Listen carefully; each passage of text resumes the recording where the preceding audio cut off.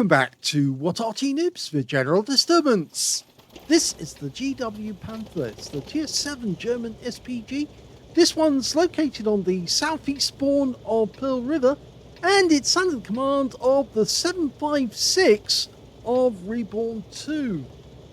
Now, that's the 15cm howitzer mounted on top of a Panther hull, and it's in a turret which has got quite a wide arc of fire as well. 52 degrees in total, 26 either side of the center line, and well, it's reversing straight back up onto this little plinth here. I'm not sure if he's actually going to sit in this corner or if he's going behind, but you can see that the 756 does have several ace tankers already, in fact quite a few, because he's got the yellow symbol rather than the plain old black and white one or the red one. Okay, he's almost found his firing position. Just setting up. Okay, he's ready to go.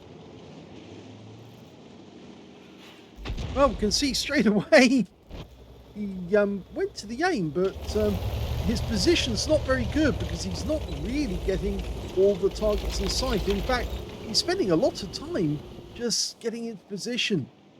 And now he's got the reticule on, but it's a little too close for my comfort. You can see the reticule's bouncing around a lot, and that means that his gun is not steady. Now, it looks like both Arty on his team, because there is another Arty on his team, and that's also a GW Panther, and they went for the same target, the Leopard prototype, at the same moment. So he's dropped a lot of hit points straight away. We picked up 233, and the other Arty picked up 242. Rounds out. Another direct hit. 230 from that one. Unfortunately, the Carnarvon is taking the opportunity to move forward, knowing full well that he's not being targeted. You can see we've got a red line here, and that means that there's something obstructing the field of fire, and I think it's the rocks nearby where 756 set up that's causing that problem. It might have been easier for him to go to a different spot, but he's now reduced that Leopard to a one-shot, and his teammate then takes the opportunity to get the kill. So Arty have at least one kill amongst them now. Okay, over on the heavy passage, we can see that the enemy have got a Tiger Mouse and a Borsig. Direct hit on the Tiger Mouse. It's a tier 9 game with tier 7 tanks in it. So he's bottom tier, which means that he's got extra XP to earn when he hits some of these targets. Okay, the Borsig will go down with the next shot. Whoa! And he actually went down to the T-32, so our next shot was on the Tiger Mouse instead. He was lining up a shot for that Borsig, and the good reason is that obviously Borsigs have very thin armor, so you do have a good chance of getting a penetrating shot. Unfortunately, we did lose our T-32 to the Tiger Mouse because he picked the wrong target, basically. He did take out the Borsig, but I'm afraid he went down to the Tiger Mouse's gun. But the Tiger Mouse is about to go down because he just took a big hit from somebody, probably from our BZ-68, who's just around the corner. Okay, this could be a kill shot if the land rounds on him. He's had damage to his gun and to his upper plate, but rounds out. He aims at the right spot. He did get it right, yep. Absolutely on target, got the kill.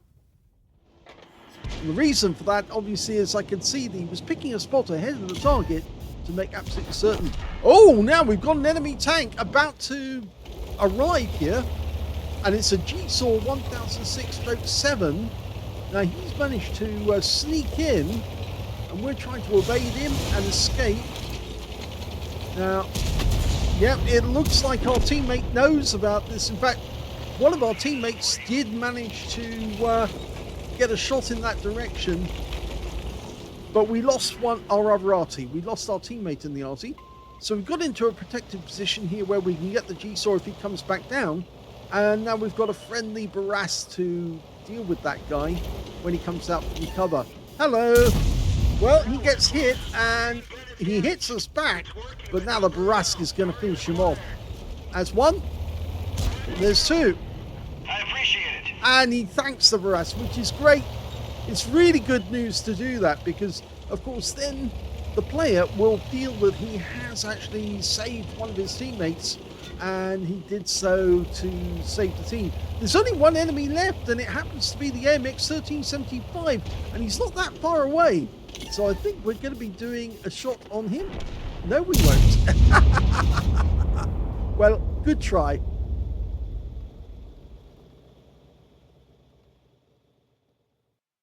Here's the end of battle stats, and that was an ace tanker game for the 756 in the GW Panther.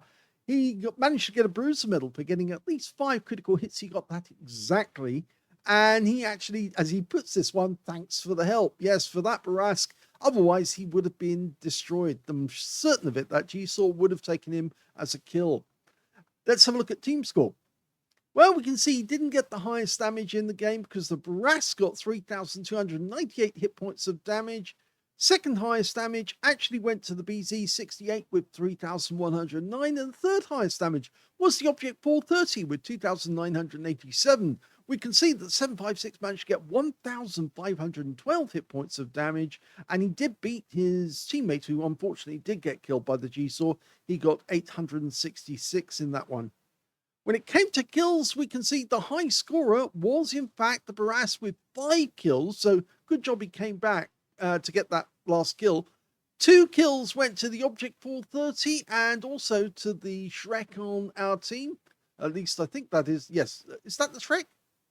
Yes, it is the Shrek. And I guess because I don't like calling it the other word. I know other people do, but it's a rude word. In fact, I don't like calling the Heshbon the rude words as well, because I much prefer to actually know it as the Heshbon because it's child friendly. And of course, children do watch some of our videos, and we don't want to introduce them to rude words. The high scorer on the enemy team, by the way, I forgot to mention him, was the G-Saw, the one who actually came after us. Yeah, he was their best player when it came to damage. So anyway, when it came to kills, we only got the one, so did the other Arty on our team. And when it came to base XP, it was the Brask again. So he got the top in all 3 columns. He got 1,230. Second place went to the 756 with 1,094. They were the only 2 players who managed to make it over 1,000 base in the game, with the third place going to the BZ68 with 948 base experience points. He fired only 9 rounds. He got 6 direct hits with those shots, and none of them penetrated, but he did get 8 splashes. Damage of 1,512, of which 1,397 were at more than 300 meters. One of those shots was the close range shot on the G-Saw. He did receive 1 hit. It was a hit by way of splash damage. The G-Saw actually fired an HE round at him instead of the standard armor piercing, which are actually much easier to fire armor piercing sometimes at some Arties, simply because they do have armor. It just depends on where you actually hit them. And so for safety's sake, it's sometimes better to fire standard armor piercing rounds. But some players insist on firing HE because they think, yes, I'll easily get through his armor and get a pen. Only if you know where the weak spots are. 3 enemy vehicles were damaged, 1 was killed, and he got 1,574 hit points of stun assist off 7 stuns. On a free-to-play account, he actually made 45,339 credits profit, and he also picked up 2,188 experience points out of it as well. But I like the way that he did thank the Barask afterwards, because without that Barask, he would have been toast for sure.